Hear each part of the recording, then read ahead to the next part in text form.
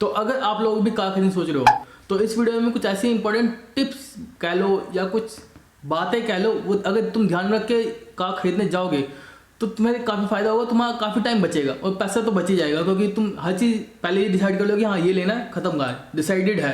ये नहीं कि 10 मॉडल देखे, टेस्ट राइड ली, फिर जाके एक कर लिया, ऐसे तो पूरा महीना निकल जाएगा। इसलिए इन बातों का ध्यान रखो, फट से ले लो, चलो घर, परफॉर्मेंस भी अच्छी, माइलेज भी अच्छा, सब कुछ अच्छा, पैसा भी कम। तो इस कोविड के चक्कर में सब लोग अपने प्राइवेट ट्रांसपोर्ट से ट्रैवल कर रहे हैं, और जो फैमिली मैन है वो मैक्सिमम कार को प्रेफरेंस दे रहे हैं कि हाँ भाई कार से जाया जाए तो सबसे सेफ ऑप्शन रहेगा। और इसी चक्कर में ही पिछले कुछ टाइम से, मतलब 2-3 महीनों से कार की सेल यहाँ थी, अब एकदम से यहाँ पहुँच गई है। तो सबसे पहला पॉइंट तो ये आता है कि जब भी कोई कार खरीदना चाहता है तो वो कौन सी कंपनी का कार खरीदे कि हाँ सबसे अच्छी रहे और परफॉर्मेंस अच्छी रहे। वैसे तो पहली कार का अनुभव काफ़ी लंबे समय तक याद रहता है, मतलब लाइफ टाइम रहता है। और अगर किसी का अपनी पहली कार से जो एक्सपीरियंस है काफ़ी ख़राब रहा है तो ये वीडियो उनके लिए ही है, क्योंकि लोग घाई घाई में अपनी पहली कार खरीद लेते हैं और फिर एक्सपीरियंस खराब जाता है, फिर बोलते हैं भैया कार ही बेकार है। तो ऐसा नहीं है, तुम्हारा एक्सपीरियंस ख़राब है इसी वजह से तुम कह रहे हो, मगर कोई भी कार मार्केट में है तो वो पहले सुन लो बात को मैं कह रहा हूँ। तो इंडियन मार्केट में Maruti Suzuki, Hyundai, Tata, Mahindra, Ford, किया, फॉक्सवैगन, टोयोटा, होंडा, निसान और रेनो जैसी काफ़ी सारी कार कंपनीज हैं, वो भी इंडियन मार्केट के अंदर। तो तुम्हारे पास काफ़ी सारे ऑप्शन मिल जाते हैं। लेकिन इन सब कार कंपनी में जो टॉप नंबर पे कार सेलिंग कंपनी है वो मारुति सुजुकी आती है, उसके बाद आती है हुंडई, फिर टाटा, फिर सोन। लेकिन मैं यहाँ पे बता दूँ, कोई भी पर्टिकुलर मॉडल जो किसी कंपनी का है वो अगर ज़्यादा बिक रहा है, इसका मतलब ये नहीं है कि उसकी परफॉर्मेंस अच्छी है। वो इसलिए ज़्यादा बिक्री होती है क्योंकि लोगों को बजट में आ रही होती है और लोगों को कार लेनी होती है, तो अल्टीमेटली वो इसमें सेटल हो जाते हैं। तो यहाँ पे सबसे इंपॉर्टेंट बात आती है, जो बेस्ट सेलिंग कार है वही सिर्फ परफॉर्मेंस नहीं देती, मतलब परफॉर्मेंस बेस्ड कार नहीं होती, और भी कई कारें होती हैं जो कम सेल होती हैं क्योंकि उनकी बजट या प्राइस ज़्यादा होती है लोगों के बजट के हिसाब से। तो इन सब बातों सुनने के बाद तुम लोग ये सोच रहे होगे मन में कि भैया कंपनी कैसे सेलेक्ट करें कि कौन सी कंपनी बेस्ट रहेगी हमारे लिए परफॉर्मेंस के मामले में और बजट के मामले में। तो मैं सबसे सिंपल तरीका बताता हूँ। मैं तुम्हें कोई भी कंपनी कार खरीदनी हो, मतलब तुमने डिसाइड कर लिया कि चलो मान लो तुम्हें फोर्ड की कोई कार खरीदनी है, फोर्ड फिगो खरीदनी है, तो सबसे सस्ता सिंपल टिकाऊ रास्ता है, तुम अपने आसपास देखो जो फोर्ड फिगो चला रहा हो, जो ओन करता हो उस गाड़ी को, तो उससे बात करो कि इसमें प्लस क्या है, माइनस क्या है, इसकी परफॉर्मेंस कैसी है, इसका तुम्हारा एक्सपीरियंस कैसा रहा है इस बंदे का जिसे ओन करता है कार, जो ओनर है।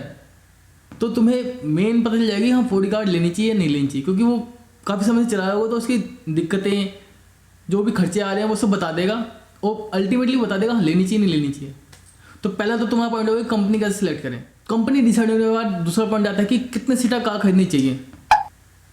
आता ही नहीं आता, क्योंकि अब ये तो नहीं है कि तुम हाँ बड़ी गाड़ी ले लोगे, लिम्बोसी ले लोगे, तुम्हें ज़रूरत हैचबैक की तो इस हिसाब से तुम्हें डिसाइड करना पड़ेगा। मतलब अगर तुम्हारी छोटी फैमिली है, मियाँ बीवी बच्चे हैं, तो तुम हैचबैक की तरफ जाओगे। अगर तुम्हारी ज़्यादा फैमिली है तो तुम 7 सीटर की तरफ जाओगे। और सबसे इंपॉर्टेंट बात, अगर तुम उस शहर में रहते हो जहाँ पे रोड ख़राब है, मतलब काफ़ी खड्डे हैं, रोड ही नहीं है, तो तुम एसयूवी की तरफ जाना एज कम्पेयर टू हैचबैक या लो राइडर, मतलब जो कम स्पेस होगा। एसयूवी ऐसी जगह पे काफ़ी अच्छी परफॉर्मेंस दिखाएगी, मतलब कंफर्टेबल रहेगी तुम्हारे लिए। और अगर तुम ज़्यादा ट्रैवल करते हो, मतलब ज़्यादा लगेज कैरी करते हो, तो तुम्हें हमेशा सेडान की तरफ जाना चाहिए, मतलब डिज़ायर टाइप गाड़ी की तरफ, क्योंकि इसमें लगेज ज़्यादा आ जाता है। तो अब कार की कंपनी डिसाइड होगी और कार कितनी सीटर चाहिए वो डिसाइड होगी। तो बात करते हैं कि कार की माइलेज और उसकी मेंटेनेंस वगैरह भी तो तुम्हें पता होना चाहिए कि हाँ मेरे को ये गाड़ी चाहिए तो इसकी मेंटेनेंस क्या है वगैरह वगैरह। तो बात करते हैं पेट्रोल, डीजल और सीएनजी, जो मेन टॉपिक है इंडिया में कि हाँ पेट्रोल, डीजल और सीएनजी। तो अगर तुम नई कार खरीद रहे हो तो तुम्हें पहले उस गाड़ी की माइलेज जान लेनी चाहिए, हाँ माइलेज कितना देती है।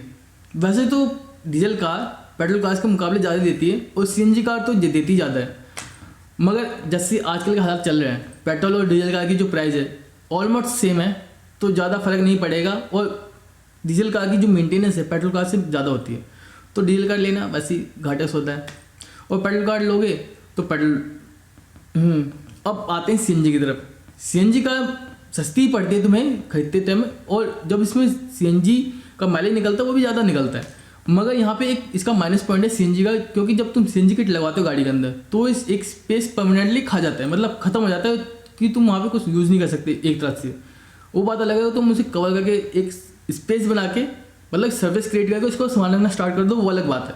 मगर जब उसकी किट लगती है तो वो स्पेस खत्म हो जाता है। तो अब तुम ये डिसाइड कर सकते हो कि तुम्हें पेट्रोल चाहिए, डीजल चाहिए, सीएनजी चाहिए। और ये भी डिपेंड करता है तुम्हें माइलेज कितनी चाहिए। माइलेज डिपेंड करता है तुम चलाते कैसे हो। तो हमने कंपनी सेलेक्ट कर ली, कार की सीटें डिसाइड कर ली कितने सीटें चाहिए, उसकी मेंटेनेंस चेक कर ली, उसके माइलेज चेक कर लिया। तो बात करते हैं जो इसका इंश्योरेंस होता है, क्योंकि मैक्सिमम डीलरशिप पे तुम्हें इंश्योरेंस वहीं से मिलता है। और क्योंकि कंपनी भी वहीं से डीलरशिप पे करा देती है, हाँ कहीं कस्टमर को कहीं मगजमारी या भागदौड़ी ना करनी पड़े। लेकिन अगर तुम्हें इंश्योरेंस बाहर से मतलब थर्ड पार्टी से सस्ता मिल रहा हो तो तुम उसको प्रेफरेंस देना एज कम्पेयर टू डीलरशिप, क्योंकि वो थोड़ा महंगा ही पड़ता है और सारी फैसिलिटी सेम ही होती है, बस ये थर्ड पार्टी हो जाता है, बस पैसे बच जाएंगे। अल्टीमेटली ये है, फ़र्क कुछ नहीं होता, तुम्हें दोनों में क्लेम मिल जाएगा। कहीं तुम सोचोगे डीलरशिप से नहीं लिया तो क्लेम नहीं मिलेगा, दोनों इंश्योरेंस में तुम्हें क्लेम मिल जाएगा अगर तुम ठोकते हो तो अगर तुम पहली बार कार खरीद रहे हो, तुम्हारा पहली कार का एक्सपीरियंस खराब रहा है, तो अब नेक्स्ट टाइम कार खरीदते समय इन पॉइंट में ध्यान रखना, ताकि आप लोगों को मज़ा आए अगली बार। ऐसा ना हो कि हाँ हर बार एक्सपीरियंस खराब ही हो रहा है। एक्सपीरियंस का मज़ा है अलग, एक्सपीरियंस अच्छा होना चाहिए हमेशा गाड़ी से और बाइक से। हमेशा खराब एक्सपीरियंस मज़ा नहीं आता, फिर वो मन खट्टा हो जाता है कि हाँ, फिर कहते हैं कि हाँ खट्टे में जीवन है। नहीं, ऐसा नहीं है। इन चीज़ों का ध्यान रखो। नई कार या बाइक जो भी लेते समय, ये बाइक पे भी अप्लाई होता है, ऐसी बात नहीं है, ये चीज़ बाइक पे भी अप्लाई होंगी। कहीं तुम सोचे कि सिर्फ कार पे अप्लाई, अगर तुम ऐसा इम्प्लीमेंट करना चाहो बाइक लेते समय तो बाइक पे भी इम्प्लीमेंट हो सकती है। तो टेंशन वाली बात नहीं है, ये पॉइंट्स हैं, इसके हिसाब से तुम देखो। अगर तुम्हें कार लेनी है कार लो, बाइक लेनी है बाइक लो, बस यहाँ tag me whenever you buy. तो इस वीडियो में सिर्फ इतना, ये वीडियो इन्फॉर्मेटिव लगी हो और मज़ा आया वीडियो देखने में तो मेरे चैनल सब्सक्राइब कर लें, क्योंकि मैं ऐसी इन्फॉर्मेशन और वीडियोस लाता रहता हूँ। और मेरे ब्लॉग्स भी आएंगे आगे चल के, मेरी लाइफस्टाइल ब्लॉग्स जब मैं ट्रैवल करूँगा इन द फ्यूचर। तो मिलता है अगली वीडियो में, बाय बाय, टेक केयर।